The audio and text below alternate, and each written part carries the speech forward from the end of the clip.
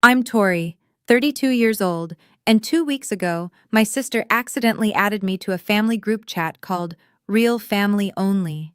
847 messages, 7 years. They called me the charity case. They placed bets on when I'd fail. They celebrated when my marriage fell apart.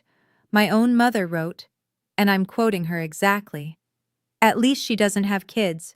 One less grandchild to worry about."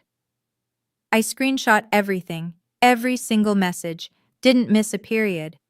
Then I sent just one text. "Thanks for the receipts." What happened next at my grandmother's 70th birthday party? I don't think anyone in my family will ever forget it. Before I continue, if you find this story worth hearing, take a second to like and subscribe, but only if you genuinely want to. Drop a comment telling me where you're watching from and what time it is there. Now let me take you back 6 weeks, to the day my grandmother called about her party. 6 weeks ago, my phone rang at 7 in the morning. Grandma Eleanor's name lit up the screen. "Tori, honey, I'm having a party for my 70th. I want you there." My chest tightened. Not from dread, from surprise. Grandma was calling me directly. Usually, family announcements went through the group chat, the one I assumed I'd simply been forgotten in. Of course, Grandma, I wouldn't miss it. After we hung up, I sat on my bed for a long time, thinking about the past 10 years. Every Saturday morning driving her to cardiology appointments. Every Sunday afternoon cleaning her house while she napped. Every late night sitting beside her when loneliness crept in and she just needed someone to talk to. Megan, my younger half-sister, she showed up for Christmas photos, posted them on Instagram with captions like, "Family is everything," and heart emojis. 50,000 followers ate it up. I never said anything. What was there to say? 3 days before the party, I called my mother to ask about the dress code. "Oh, just casual, honey," she said. "Nothing fancy." I believed her. Then I stopped by her house to drop off Grandma's medication. I'd picked it up from the pharmacy on my way from work. Mom was in the kitchen, phone on the counter. A text notification popped up. From Megan. I didn't mean to look, but the preview was right there. "Remember cocktail dress. Photographers coming at 4. My stomach dropped. Casual. She'd told me casual. I set the medication on the counter and left without saying goodbye. Maybe she just forgot, I told myself. Maybe she got confused. But something cold settled in my chest. A feeling I'd been ignoring for years. The next evening, I did something I rarely do. I called Megan. We weren't close. We shared a mother but different fathers, different childhoods, different everything. Still, she was my sister. I wanted to try. "Hey, Megan, just calling about Grandma's party. Need help with anything?" Silence, then, "Oh, Grandma invited you too?" Too. The word hung there like a slap. "She called me herself," I said carefully. "Huh." Megan's voice was flat. "I mean, it's a family thing, so, you know." I didn't know. That was the problem. "What does that mean?" "Nothing. Forget it. I gotta go." She hung up. 20 minutes later, my phone buzzed. A voice message from Megan. I pressed play, but it wasn't for me. "Oh my God, she's so annoying. Calling me like we're best friends or something." Megan's voice, muffled, clearly talking to someone else. "She acts like she's such a VIP just because Grandma likes her. I don't get what Grandma even sees in her." Laughter in the background. Then the message cut off. My phone buzzed again. Text from Megan. "Oops, sent that by accident. Don't mind it, lol." I stared at the screen. "Don't mind it." 7 words. That's all she had. I wanted to believe this was just Megan having a bad day. Sisters fought sometimes, right? Said things they didn't mean. But deep down, a part of me knew. This wasn't new. This wasn't a one-time slip. This was just the first time I'd actually heard it. And something told me that voice message was only the tip of a very large, very ugly iceberg. That night, I couldn't sleep. I lay in my apartment, small, quiet, mine, and stared at the ceiling. 32 years old, divorced, living alone, working 60-hour weeks in the ICU because it was easier to care for strangers than to think about my own life. Grandma Eleanor was the only person in my family who made me feel like I belonged. She never treated me like the leftover from my mother's mistake marriage, never made me feel like I was tolerated rather than wanted. When I was 12 and crying because the other kids had dads at the father-daughter dance, Grandma showed up in a suit and bow tie and danced with me all night. But Grandma was 70 now. Her heart wasn't what it used to be. 3 stents, 2 scares, 1 conversation where she held my hand and said, "Promise me you'll be okay when I'm gone." If I lost her, I'd have no one. Not really. I thought about Grandpa's funeral 3 years ago. 200 people packed into the church. I sat in the back row. No one sat with me. No one asked if I was okay. My mother was too busy being comforted by Megan and Aunt Linda to even look my way. That's when Grandma found me. Slipped into the pew beside me. Didn't say a word, just held my hand. I remembered something she said once, almost offhand. "I write everything down, you know. Who does what? Who shows up? Grandma keeps track." At the time, I thought she meant grocery lists, medication schedules. Now I wondered, if I kept staying silent, kept pretending everything was fine, what would I lose? Not just Grandma. I'd lose myself. The memories came uninvited that night, the way they always did when I was tired and alone. 2 years ago. Marcus. My husband of 4 years. I found the texts on a Tuesday. Her name was Jessica. His co-worker. The messages went back 8 months. I called my mother, sobbing so hard I could barely breathe. "Mom, Marcus, he's been cheating. I don't know what to do." A long pause. Then, "Well, honey, you have been working a lot. Maybe if you'd been home more." I hung up. Megan's contribution came via Facebook. I'd posted something vague about going through a hard time, nothing specific, just reaching out. She commented publicly, "Some people just aren't meant to keep a man." That comment got 4 likes. My mother, Aunt Linda, 2 cousins, 4 people in my own family laughing at the worst moment of my life. I deleted the post, deleted Facebook entirely, told myself it didn't matter, they didn't mean it. Family was complicated, but Grandma called every single day that first month. Sometimes we talked, sometimes she just listened to me cry, sometimes she'd say nothing at all, just breathe on the other end of the line so I'd know I wasn't alone. "It's not your fault," she told me once. "Don't let anyone tell you it was." She was the only one. The only one who showed up. The only one who cared. And now, lying in the dark 2 years later, I finally let myself wonder, was there something more going on? Some reason my family seemed almost happy when I failed? Was there somewhere they talked about me? Somewhere I wasn't invited? 4 days before the party. 11 p.m. I was reading in bed, finally starting to relax. My phone buzzed. Notification. "Megan Harper added you to Real Family Only." I blinked. Read it again. Real Family Only. My thumb hovered over the screen. Something cold crawled up my spine. I tapped the notification. The group chat opened. I scrolled up automatically, the way you do when you join a conversation late. And I kept scrolling. And scrolling. The chat was created 7 years ago. Members, Mom, Megan, Aunt Linda, my 2 aunts from Ohio, 3 of my cousins, 8 people total, everyone except Grandma, and everyone except me. For 7 years, they'd had a group chat, a place to talk about real family things, and I wasn't in it. For 7 years. My hands started shaking.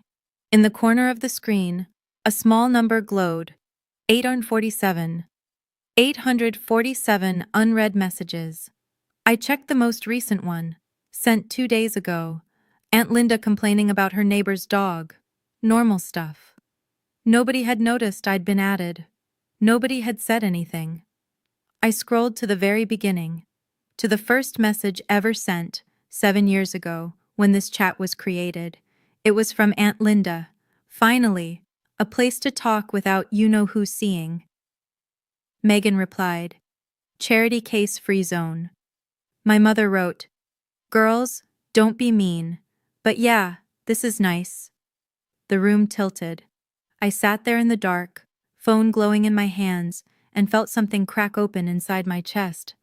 They had a name for me, Charity Case, and this was only message 1. 846 to go. I couldn't stop reading. The messages blurred together at first. Inside jokes I didn't understand. Plans for holidays I'd been told were small gatherings. Photos from events I'd never been invited to. Then I found the nickname thread. Megan. New rule, we call her CC from now on. Aunt Linda. CC? Megan. Charity case. Cousin Amy. Dead. Mom. That's terrible, but also kind of accurate, LOL. Kind of accurate. My own mother. I kept scrolling. Years of messages. Years of laughter at my expense. When I lost my first nursing job at 26, budget cuts, not performance, they celebrated. Aunt Linda. Called it, knew she couldn't hack it. Megan. How long till she asks Mom for money? Mom. She won't. Too proud, that's the problem with her. When I started dating Marcus? Megan. OMG, CC has a boyfriend, taking bets on how long this lasts. Aunt Linda. I give it 2 years max. Cousin Amy. Optimistic, I say 18 months. They were betting on my relationship, like it was a game. But the worst, the absolute worst, was when they found out I was getting married. Megan. CC is engaged. Aunt Linda. To who? Does he know what he's getting into? Mom. I'll be honest, I'm surprised. Never thought she'd find someone. Megan. Starting the divorce pool now. I got $50 on under 5 years. Aunt Linda. I'll take 3. Mom. You girls are awful. Put me down for 4. My mother bet on my marriage failing. My mother. I sat in the dark, tears streaming down my face, and read every single word. I found the divorce messages at 2 a.m. My hands were cramped from scrolling. My eyes burned, but I couldn't stop. I had to know. I searched for the date. 2 years ago. The week I told my family that Marcus had cheated, that my marriage was over. Megan. Guys, guess what? Aunt Linda. What? Megan. Cece's getting divorced. Aunt Linda. No way. Finally. I knew it. Cousin Amy. Who won the bet? Aunt Linda. Wait, let me check. 4 years and 3 months. That's closest to my 3-year guess. Megan. Ugh, fine. But I was close with 5. Aunt Linda. Pay up, ladies. $50 each. I stopped breathing. They'd actually collected money on my divorce. But it got worse. Mom. Just got off the phone with her. She was crying. Aunt Linda. And? Mom. And nothing. She'll get over it. At least she doesn't have kids. One less grandchild to worry about. Megan. Silver lining. Cousin Amy. Honestly, though, who would cheat on someone that boring? Megan. Right? Like, I'm surprised he waited this long. 47 messages followed. Analyzing my failed marriage, speculating about what I did wrong, celebrating that I was alone. Not one person, not one, asked if I was okay. Not one person suggested reaching out. They just laughed and bet and collected their winnings. My hands weren't shaking anymore. Something had shifted. The tears dried on my cheeks. The hurt was still there, but underneath it, something harder was forming, something cold and clear. They'd never seen me as family. Never. And now I had proof. I stopped reading at 3 a.m., not because I'd finished, because I knew what I had to do. I went back to the beginning and started screenshotting. Every message, every laugh react, every betting pool. Methodical, organized, the way I labeled patient charts at work. Folder, real family only, complete archive. While I worked, I noticed something from 6 months ago. A conversation that made me pause. Megan, Grandma's getting weird. She has this notebook she writes in constantly. Aunt Linda, what kind of notebook? Megan, IDK, some journal thing. I saw her writing names in it. Mom, she's 69, probably just keeping track of meds or something. Megan, I saw Cece's name in there, like multiple times. Aunt Linda, weird. Megan, right? She's obsessed with her. It's gross. I read that exchange 3 times. Grandma had a notebook. She wrote down names. My name specifically. I remembered what she'd said at Grandpa's funeral, holding my hand in that back pew. I keep track, honey. I always keep track. At the time, I thought she meant emotionally, mentally. But what if she meant literally? What if Grandma knew more than anyone realized? I finished screenshotting at 4:17 a.m., 847 messages, 7 years of evidence, all saved. No one in the chat had noticed I was there. The last message was still from 2 days ago. Everyone was asleep, dreaming their innocent dreams. I opened a new text window. Typed slowly. Thanks for the receipts. Tori. My finger hovered over send. The party was in 4 days. Grandma's 70th birthday. Every single person in that chat would be there. I pressed send. Then I left the group. 4:19 a.m. My phone exploded. Megan calling. Declined. Megan calling again. Declined. Mom calling. Declined. Texts flooding in. Megan, Tori, please pick up. Megan, I was drunk when I added you. I swear it was an accident. Megan, please, please, please, can we talk? Mom, honey, whatever you read, it's not what it looks like. We were just venting. Every family does this. Aunt Linda, Tori, don't make this a bigger deal than it needs to be. This is private family stuff. Private family stuff.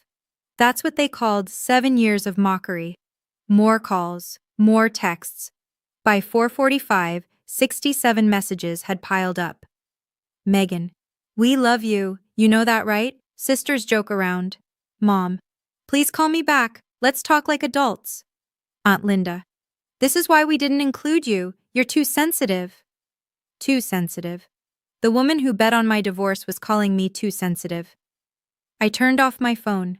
For the first time in hours, silence. Real silence. I walked to my window. The sky was turning gray, dawn coming. I thought about what I could do. Expose them on social media.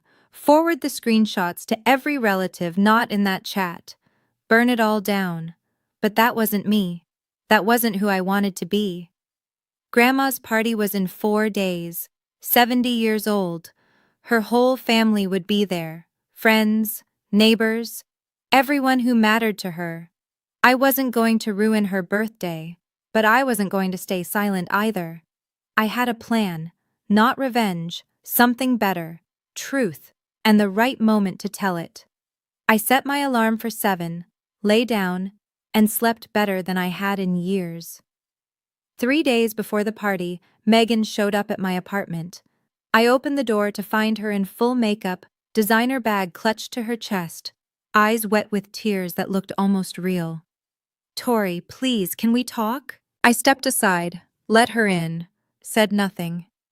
She perched on the edge of my couch like she was afraid to touch anything.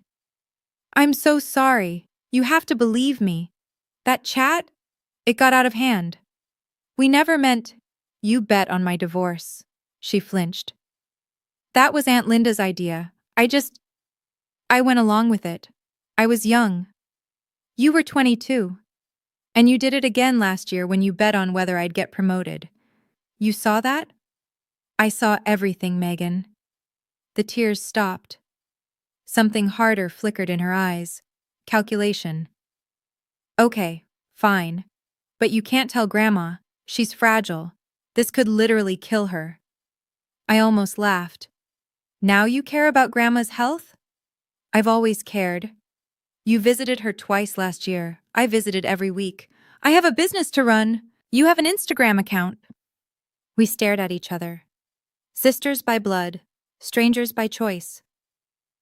I'm going to the party, I said quietly. Because Grandma invited me. What happens there? We'll see. You can't do this to the family. I'm not doing anything. I walked to the door, opened it. I'm just done pretending. Megan stood slowly. At the threshold, she turned. You know, this is why no one likes you. You always have to be the victim. And you always have to be the villain. Guess that makes us even. She left without another word. 3 more days until the party. The day arrived. Clear sky, perfect weather. Grandma's backyard transformed into something out of a magazine. White chairs, string lights, a photographer circling like a well-dressed vulture. I wore a cocktail dress. Navy blue. Understated. I'd done my own research this time. When I walked through the gate, my mother's face went pale.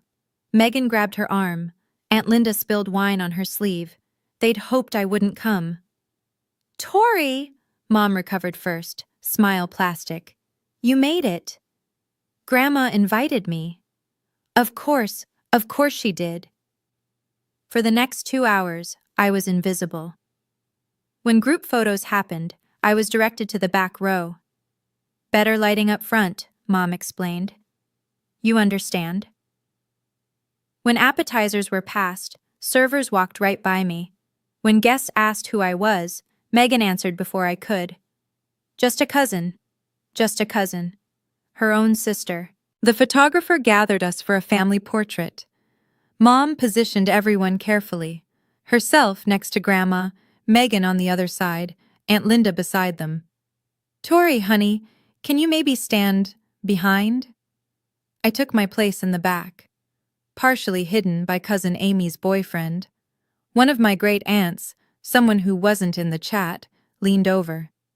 Aren't you Diane's older daughter, the nurse? Yes. Why aren't you in the front? You should be with your mother. Before I could answer, Grandma's voice cut through the chatter. Quiet, but clear. Tori, sweetheart, come sit with me for a moment. My mother's smile flickered. Megan's jaw tightened. I walked to Grandma's chair. She took my hand, squeezed it. Stay until the end tonight, she whispered. Grandma has something to say. Her eyes held mine, sharp, knowing. My heart began to pound. The humiliation peaked 2 hours into the party. Megan clinked her glass, stepped up to the portable microphone. 50 guests turned to watch. The photographer positioned himself for the perfect shot. Hi, everyone. I just want to say a few words about my amazing grandmother. What followed was a 5-minute performance. Megan dabbed her eyes with a monogrammed handkerchief, talked about childhood memories, about how Grandma taught her to bake, about being there through everything. I'm so grateful, Megan concluded, voice trembling beautifully, to be the granddaughter who's been by your side all these years. I love you, Grandma. Applause. Aunt Linda wiped actual tears. My mother beamed. I stood in the back, invisible, and did the math. Megan had visited Grandma maybe 15 times in the past 5 years. I'd been there every single week, every doctor's appointment, every lonely evening, every 3 a.m. phone call when Grandma couldn't sleep. But Megan had 50,000 Instagram followers. She knew how to perform. A distant cousin, one I barely knew, turned to me. Aren't you going to say something? Before I could respond, Megan appeared at my elbow. Oh, Tori's so busy with her nursing job, she doesn't really have time for speeches. She laughed lightly. You know how it is. A few people chuckled. My mother nodded along. I felt the weight of 60 pairs of eyes, some curious, some dismissive, most already looking away. A week ago, I would have smiled and disappeared, but I had 847 reasons to stay. That's okay, I said evenly. Grandma knows who's actually been there. Megan's smile froze. Across the lawn, Grandma caught my eye. She nodded once, almost imperceptibly. Not yet, that nod said. But soon. The party was winding down. Guests gathered their things, said their goodbyes. Then Grandma stood. She moved slowly. 70 years will do that. But her voice carried across the entire yard when she tapped her glass. Everyone, please, stay a moment longer. 60 people went still. Grandma rarely spoke publicly. When she did, people listened. It's my 70th birthday, she smiled. An old woman's allowed to make a speech. Polite laughter. My mother relaxed slightly. I want to talk about family, Grandma continued, about what it really means. Megan straightened her dress, preparing for another round of praise. Specifically, I want to talk about the person who's actually been there for me these past 10 years. The air changed. I felt it before I understood it. Someone who drove me to every doctor's appointment when my heart started failing. Someone who cleaned my house every Sunday. Someone who sat with me through the long nights when I was scared and couldn't sleep. My mother's face had gone gray. Someone, Grandma said, who never posted about it on social media, never asked for credit, never even complained. She turned and looked directly at me. Tori, come here, sweetheart. The crowd parted. I walked forward on numb legs. Grandma took both my hands in hers. This is my granddaughter, my real family. Megan stepped forward. Grandma, that's so sweet, but we're all family. I'm not finished. Megan stopped. Grandma reached into her cardigan pocket and pulled out a small leather notebook. Brown, worn, filled with handwriting. I recognized it. I'd seen it on her nightstand 100 times. I've been keeping records, Grandma said, for 10 years. Everything. And tonight, I'm going to share some of it. Grandma opened the notebook. Her hands were steady. March 15th, 2019. Tori drove me to my cardiology appointment. Megan said she was busy. She flipped a page. August 22nd, 2020. Tori cleaned my house, did my laundry, made me soup. Diane promised to visit but canceled. The silence was absolute. January 5th, 2022. I fell on the stairs. Tori arrived in 20 minutes. Stayed all night. Grandma looked up. Megan posted a spa day on Instagram that afternoon. Megan's face was white. Grandma, I didn't know. September 17th, 2024. Grandma's voice hardened. Tori's divorce was finalized. I called her every day for a month. Her own mother didn't call once. My mother stood frozen, mouth opening and closing like a fish. 10 years of entries, Grandma said. I wrote down everything, every visit, every absence, every excuse. She closed the notebook. I know who showed up, and I know who didn't. The crowd shifted. People were looking at Megan differently now, at my mother, at Aunt Linda. Grandma, Megan's voice cracked. You don't understand. Tori, she's not. We were just. Sit down, Megan. It wasn't a request. Megan sat. My mother finally found her voice. Mom, please, there's been a misunderstanding. We love Tori. We express it differently. Do you? Grandma's eyes were steel. Is that what you call it? The silence stretched. Someone coughed nervously. I stood beside my grandmother, her hand still gripping mine, and watched my family's carefully constructed facade crumble in real time. But Grandma wasn't finished. Not even close.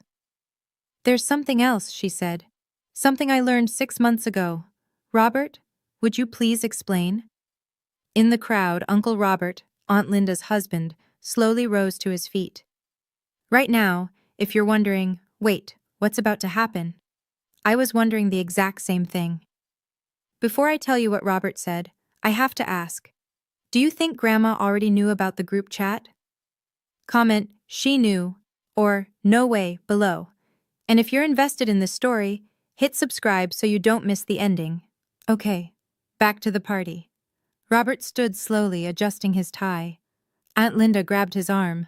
Robert, what are you doing? He looked at her. something unreadable in his eyes. The right thing, finally. He turned to face the crowd. 6 months ago, I accidentally saw a group chat on my wife's phone. It was called Real Family Only. I read through it. Linda's grip tightened. Robert, don't. I read 7 years of messages, Robert continued, steady as a courtroom deposition. Mocking Tori, calling her names, betting on her failures, celebrating her divorce. Gasps rippled through the crowd. People turned to stare at Linda, at my mother, at Megan. I told Eleanor everything, showed her screenshots. Grandma nodded. I've known for 6 months. I've read every message. The ground seemed to tilt beneath my family's feet. Megan stood abruptly. That's private. You had no right. 847 messages, Grandma said quietly. I read them all. Charity case, the bets, the celebration when Tori's marriage ended. Her voice cracked. My own daughter wrote that she was relieved Tori didn't have children. My mother started crying. Mom, I didn't mean... One less grandchild to worry about. Those were your exact words, Diane. The crowd was deathly silent. Some guests looked horrified, others embarrassed, like they'd witnessed something they shouldn't have. Good, I thought. Now they know. I waited, Grandma said. I waited for the right moment. I wanted everyone here, everyone who matters. She looked around the yard. Because I want you all to know who my family really is. Her hand squeezed mine. And I want you to see what happens to people who betray it. Grandma reached into her other pocket and pulled out a folded document. 3 months ago, I had Robert update my will. Linda whipped around to face her husband. You did what? I'm her attorney. Robert's voice was flat. And her family. Megan lunged forward. Grandma, you can't just... I'm 70 years old, Megan. Sound mind, clear heart. This is my decision. She unfolded the paper, read clearly, loudly, so everyone could hear. My house, this house, will go to my granddaughter, Tori Reynolds. She has cared for it, cleaned it, and filled it with love for 10 years. She's earned it. The crowd murmured. Megan looked like she'd been slapped. The remaining assets will be divided equally among my children and grandchildren, as is fair. She looked up, met my mother's eyes. This isn't punishment, Diane. It's balance. Tori gave 10 years of her life to this family without asking for anything. The least I can do is make sure she's not left with nothing. This is insane, Linda hissed. Tori isn't even... She's not really... Not really what? Grandma's voice went cold. Not really family? Is that what you were going to say? In front of everyone? Linda's mouth snapped shut. Tori is my granddaughter, my blood. And more importantly, she showed up, every single time. Grandma turned to the crowd. That's what family means. Not group chats, not Instagram posts, not betting pools on someone's failures. She carefully refolded the document. I've made my decision. It's legal. It's done. Megan started crying. Real tears this time, I think. My mother stared at nothing. Linda looked at Robert like she'd never seen him before. And me? I just held Grandma's hand. Grandma turned to me. Do you want to say anything, sweetheart?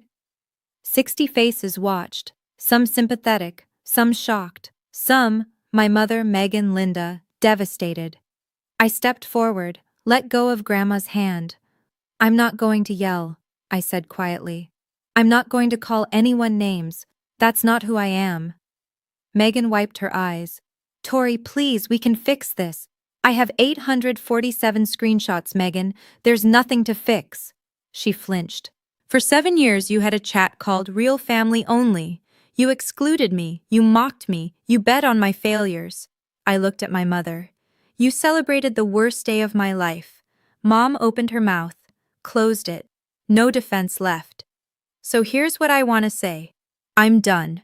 The word hung in the air. Final. I'm not angry. I'm not bitter. I'm just done. I looked at each of them in turn. You decided 7 years ago that I wasn't part of your real family.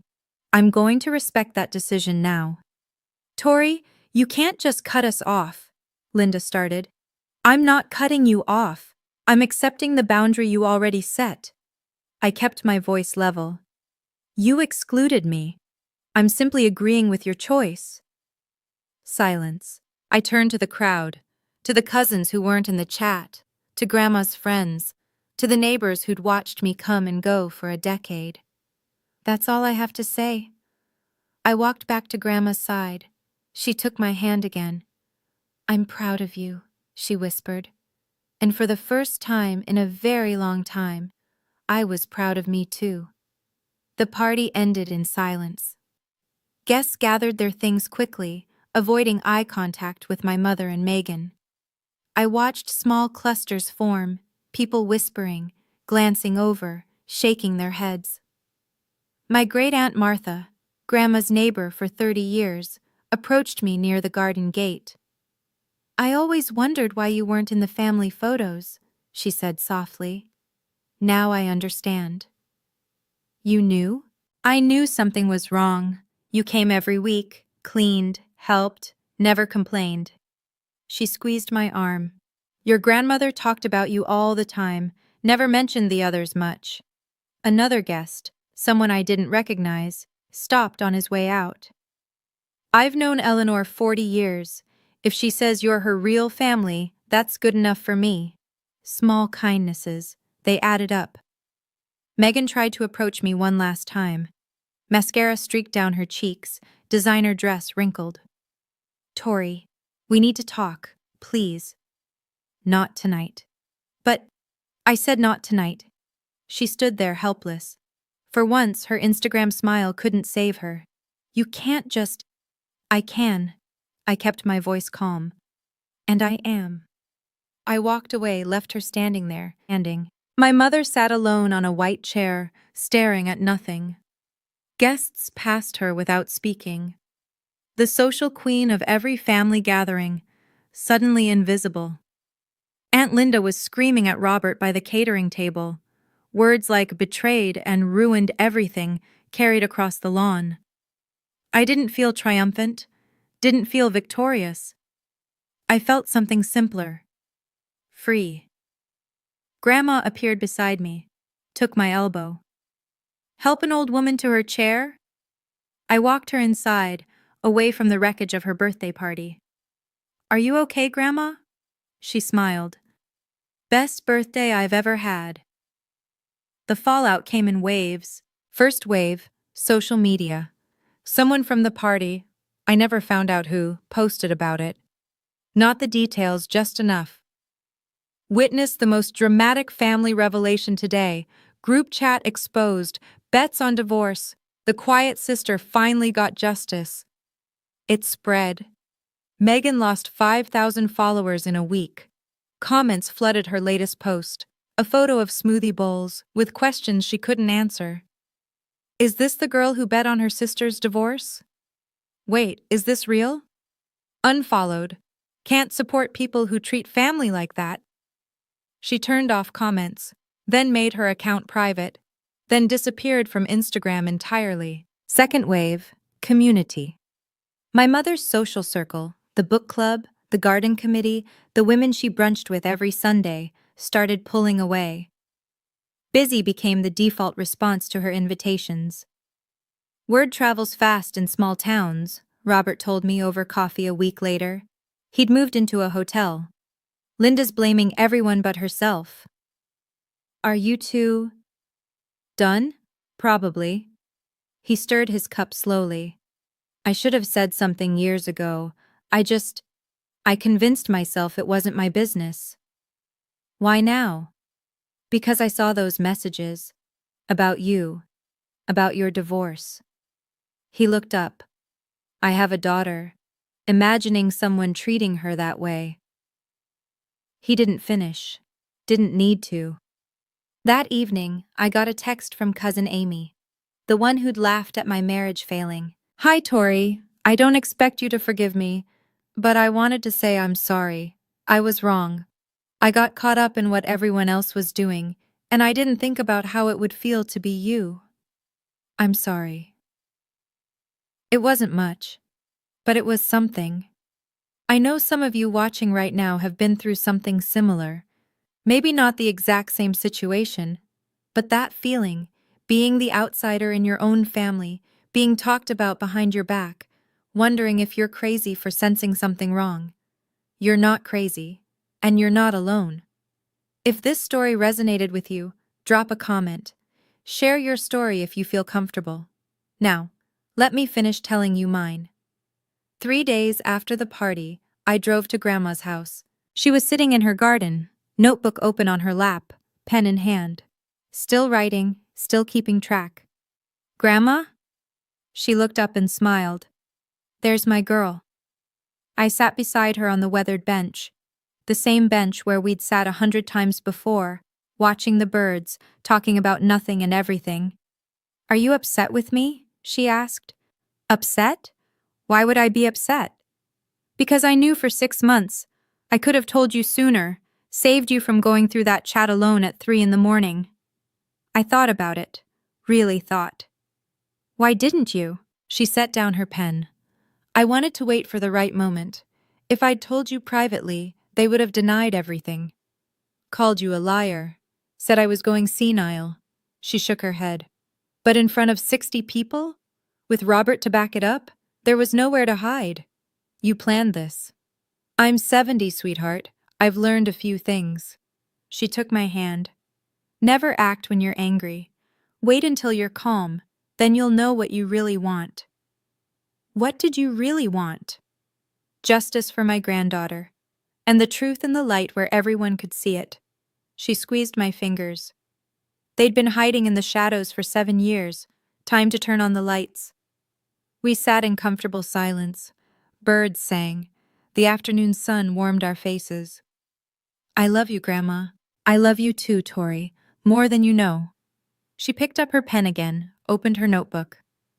"Now, let me write today down. Tori visited, good conversation. She's going to be okay." She was right. I was. 2 weeks later, my mother knocked on my door. She looked smaller somehow, older, no makeup, hair unbrushed. She clutched a photo album to her chest like a shield. "Can I come in?" I stepped aside. Didn't say yes. Didn't say no. She sat on my couch, the same spot Megan had occupied weeks ago. She opened the album, baby pictures, my first steps, my kindergarten graduation. "I don't know where I went wrong," she whispered. "You were my first baby. I loved you so much." "Then what happened?" She stared at the photos. "I was ashamed of my first marriage, of failing. When I married Megan's father, I wanted to start fresh. And you," she finally looked up, "you were a reminder of everything I wanted to forget." It wasn't an excuse, but it was honest. "That's not my fault, Mom." "I know." Tears streamed down her face. "I know that now. I've always known. I couldn't face it." We sat in silence, a lifetime of hurt between us. "What do you want?" I asked finally. "To fix this. To be your mother again." "That's going to take time." "I know. I'll do whatever." 3 months. No contact. After that we can try. Slowly. She blinked. 3 months? But Christmas. You had 7 Christmases in a chat that called me charity case. I kept my voice steady. 3 months isn't long. She flinched, but she didn't argue. At the door she paused. "I am sorry, Tori. I know words don't mean much right now, but I am." "Then prove it. In 3 months." She left. I closed the door. It wasn't forgiveness, but it was a door left open. Maybe that was enough for now. Megan tried everything. Phone calls, emails, showing up unannounced, sending gifts. A $200 flower arrangement arrived one morning with a card. "I miss my sister. Please. M." I donated the flowers to the hospital. 3 weeks after the party, a letter appeared in my mailbox.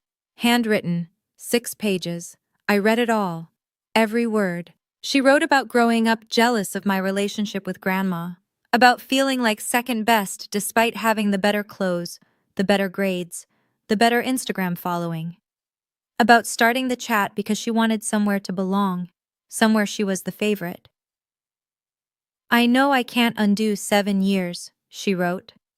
But I want you to know, I understand now. I was cruel because I was scared. That doesn't make it okay. Nothing makes it okay. I sat with that letter for a long time. Then I wrote back. 1 page, clear and final.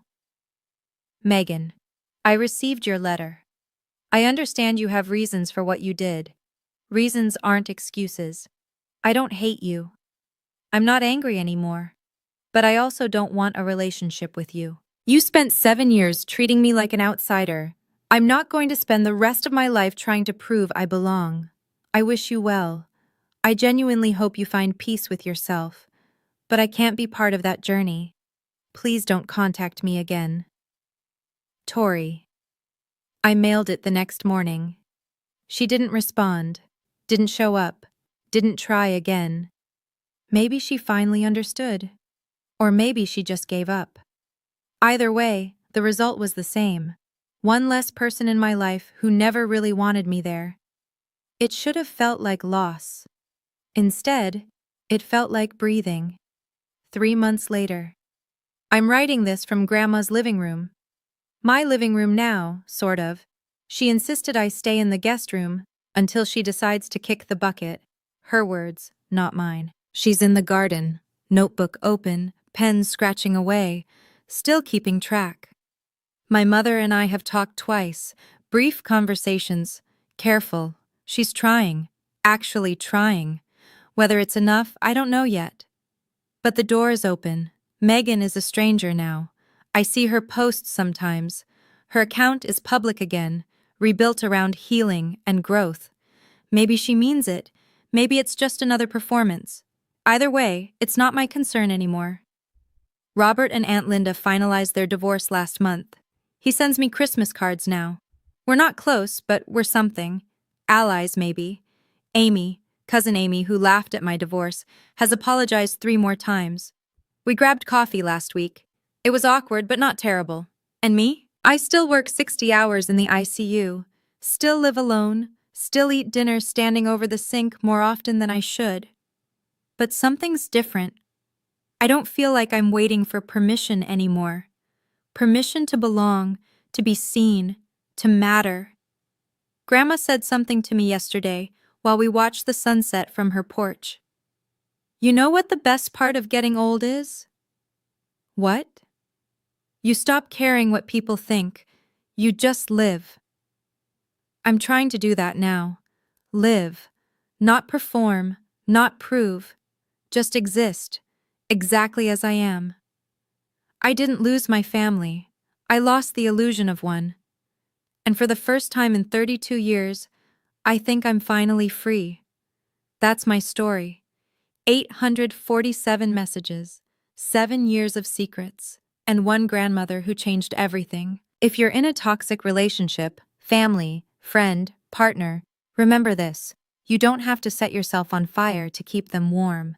Boundaries aren't walls, they're doors you get to control. Tell me your thoughts in the comments, subscribe if you want more stories like this, and check the description for more. Thank you for being here.